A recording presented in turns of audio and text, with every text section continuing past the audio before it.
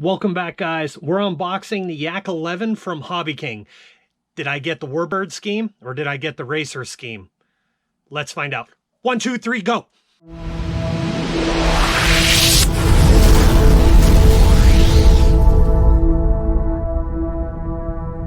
And here we go, guys. Straight from HobbyKing, this is the Yak-11.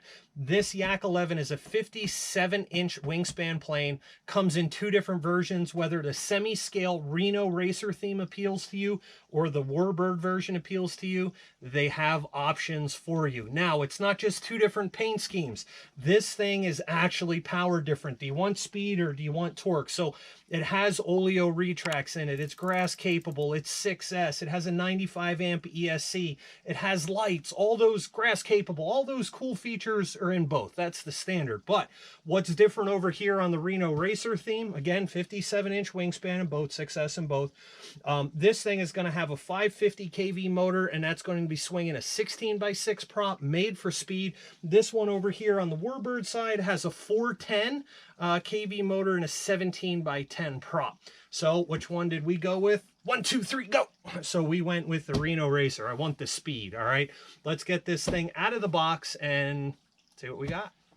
All right, guys, no more dilly-dallying. Let's get the box open. Super stoked to see what we have here. So now, this thing came in a cardboard box, all right? I actually haven't opened it yet. I do have concerns on here because you can see right there, we got a smasheroonie on the side, so we'll see how well the inside is boxed. Again, I got no clue what's in here.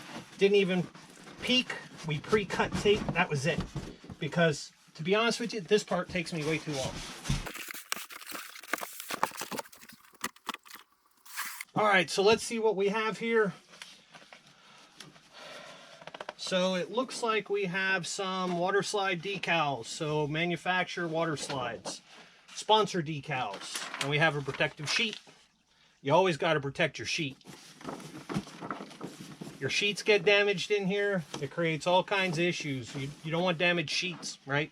So anyway, some numbers, cool racing schemes, water slides again, more protective sheet in the box. Looks like we have some random foam on the top. Grab the old X-Acto knife. Let me slide this part back.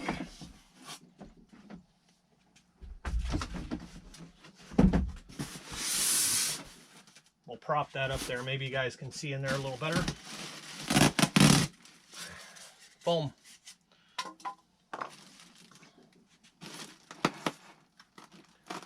So our impact is over there on the other side, so we'll get to that in a minute. So they do have everything secured on the inside, which is nice. Looks like everything's individually boxed. Now, as far as the servos, there was different weight servos for different control surfaces.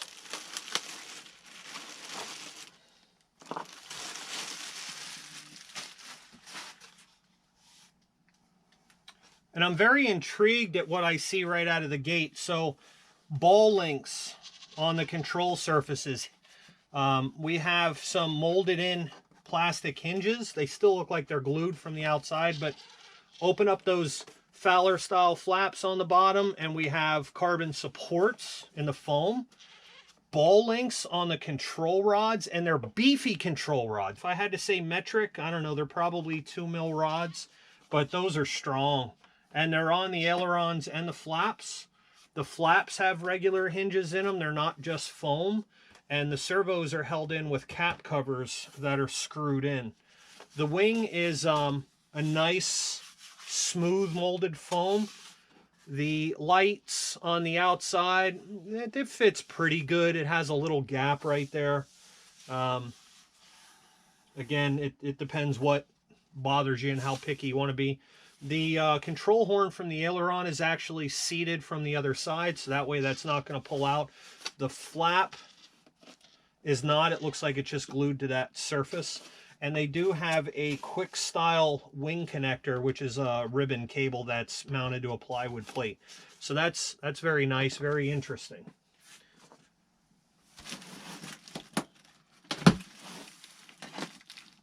Now, the last time I looked, this plane was available from the US warehouse.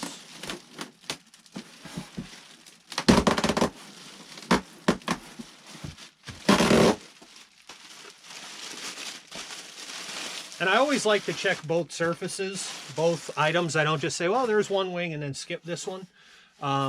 The light in this one is definitely molded in better than it is the other one. Again, that would be an easy fix with some foam tack if you wanted to pop it out and reseat it in there.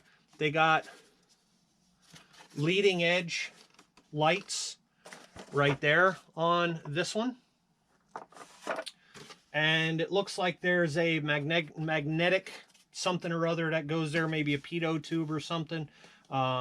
You could tell that it's made to be removable, so we'll see what that's like in the accessory bag. But I'm impressed with the little ball links, and then they have, you know, the locking nuts on the backside. Like, they made this so it's not going to fly apart on you, and it looks like some really nice LEDs in there. I like what I see there. That's pretty cool. And the foam's nice. Paint's typical.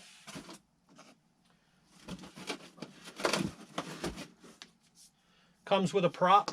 Are you interested to see how close it is to being balanced while we're here? Just to give a rough idea. Since we like to see quality of stuff. Feels like a fiberglass injected prop.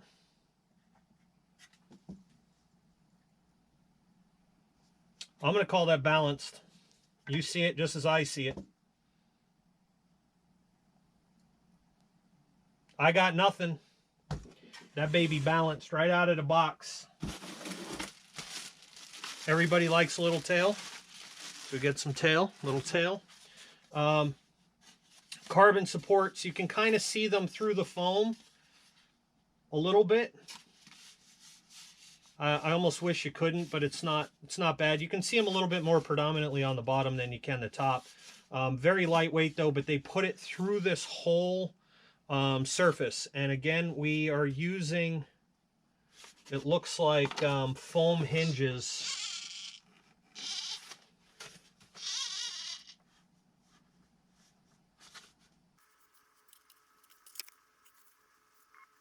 All right, guys, so it looks like, I thought before we had plastic hinges on these ailerons. I mean, they're so sturdy, it's hard to tell if there is or isn't. I don't see them in there, so it looks like a foam hinge on those things. I do not see inserts for the ailerons or the elevator. So, but they're very robust. Like, it feels like you can't slide them. Like, it doesn't want to come apart. So if that's the case, we'll put some Blendaderm and stuff in there just to strengthen that up, so it never comes apart. But it looks like it's a foam live hinge. So I'm going to retract my earlier that I thought it was plastic. They appear to be a live foam hinge. And here we have a samurai sword. So this is good for chopping bamboo or trees in the forest. Or my guess is that we can use that for a wing spar. So that's cool. All right, GoPro died. Anyway, we're back. So the foam feel of the hinge on this one definitely feels more of a live hinge on the rudder. Again, good candidate for Blendaderm tape there. Not a problem. There's a ton of models made like that. So ball link for control on the rudder. Now, here is down near the damage of the corner of the box. And we're going to hope that there's nothing that extends into our fuse, because that's where that impact was. Oh, we got lucky. It'd be terrible if this part's damaged. No, I hope it's not. Oh, it's just the directions. CG marks and throws. Looks to be all that's there. So anyway, there's the fuse.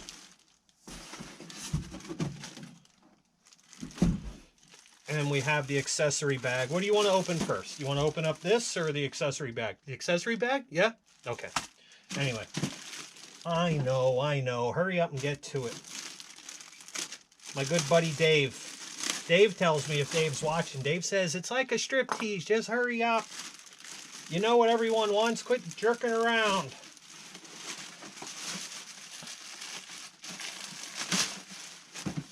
So big fuse on this.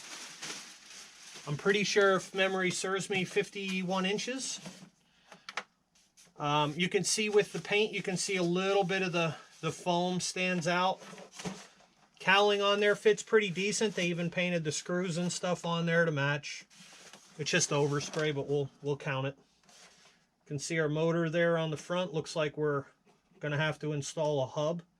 So that is a, is it a Turnigy motor in there? Doesn't really say, it just says HobbyKing. HobbyKing Sport.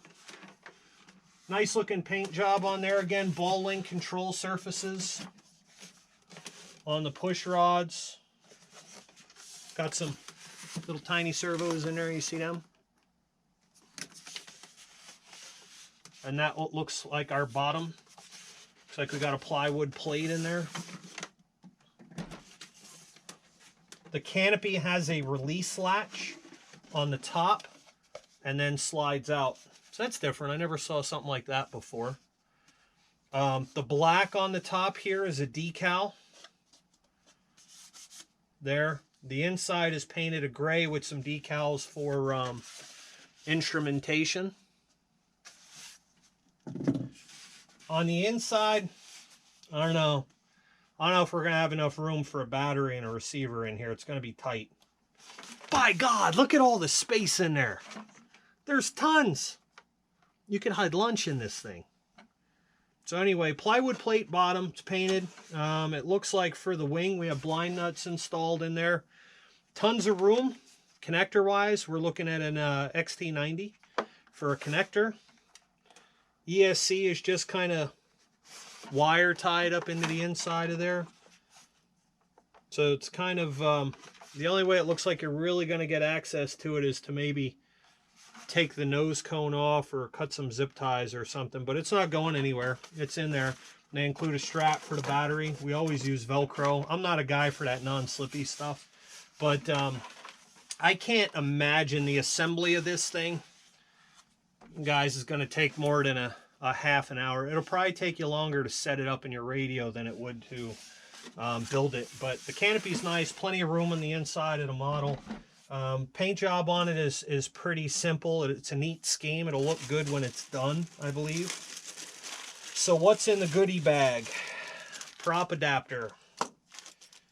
Oh, look at that. See, there's our little doodad, our pitot tube. I doubt it's a machine gun, so I'm going to go with pitot tube. That comes on and off.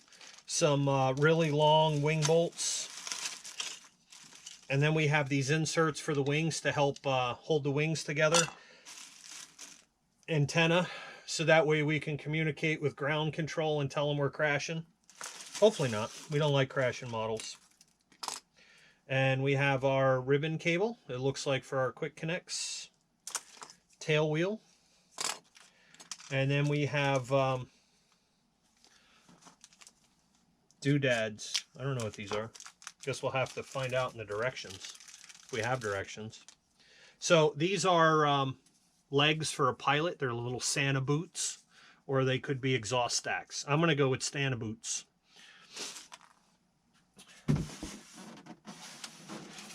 Oh, we almost forgot something. Never throw this away till you're done building the plane. We got ourselves a spinner. So not chrome, but chrome looking. Maybe it is chrome. No, it's plastic. So this is a chrome plastic spinner. Still nice looking. Again, when you get into actual chrome spinners, you know, you get into hundreds of dollars, and Falcon carbon fiber ones and everything else. But that'll look neat there on the front. Nice little nose cone. So yeah, so let me lay the stuff out on the bench, and I'll take you for a closer roundabout and we'll look at it, and away we go. But I don't think we got directions. So it looks like maybe whatever's on here is it. So maybe not a novice build. So a couple screws. There's not much here. You should be able to figure it out. Let's take a look. Yeah, no directions in the box because it's on the piece of paper. If you read it, scan it right here, Brendan. All right, guys, here we go with our walk around. So again, all of our decals, water slide decals. We have throws. That's about all you're going to get for instructions. Oh, cool. There it is. Look, I didn't even notice that. Right there. Do you see it? For a full assembly manual, please scan here. That baby comes right to your phone. So that's pretty cool. All right. There's our wings. So top and bottom.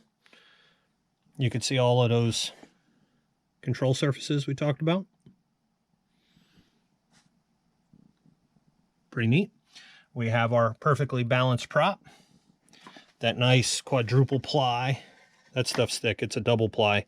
I don't know, is that 1/4 inch? Double 1/4 inch. Kind of molded together. Tail. Our accessory pack. Spinner. Tail wheel. Santa boots. Got your red Jolly Sleigh tail. That'd be cool. Put a Santa sticker on this thing. So here is our canopy. Again, you can see the inside. They put the decals in there. This would be kind of cool with pilots. You may be able to slide one up in there. I don't know. Without pulling the canopy. And then the inside of this thing is cavernous. It is huge. Whatever it is that you're looking to put in there, you will have no problems. And then here you can see the heavy duty latch assembly for our cowling. So the back will slide under, and then we can latch this thing. I'm trying to do it with one hand. So right there, a big positive click. The cowling on the front of this thing, pretty neat looking plane. So again, I like it. I like it a lot. Let's get this wrapped up so we can get the building. What do you say? All right, guys, and there you have it. That was the unboxing of the Yak-11 from HobbyKing. Whether you might have interest in the Red Reno scheme, or you might have interest in the warbird scheme, or just want to see what else they have, do me a favor. Click the link down in the description below. All it does is take you to the website. You can look around and see what else they might have that could interest you. So with that being said, I can't wait to get out of here and get to the build and to the maiden. They have speeds on this plane touted at over 100 miles an hour, and I can't wait to see if it holds up to that. With that being said, do me a favor. If you liked the video, smash the thumbs up. If you didn't, you're going to hit that thumbs down. Do that baby twice for me. Like, share, subscribe, all that cool shameless stuff. Check us out over on Facebook on the Just Plain Crazy official Facebook page, as well as over on Instagram. You can also follow build stories and other content as we do that over on rcpilot.com. It might be new to some of you, but you can hit me up over there on the Just Plain Crazy link as well. So all kinds of cool content for you guys to check out. With that being said, I'm Brendan. This is Just Plain Crazy. You guys are just plain crazy for joining me. I appreciate every one of you. I wish you guys happy flights. Peace out.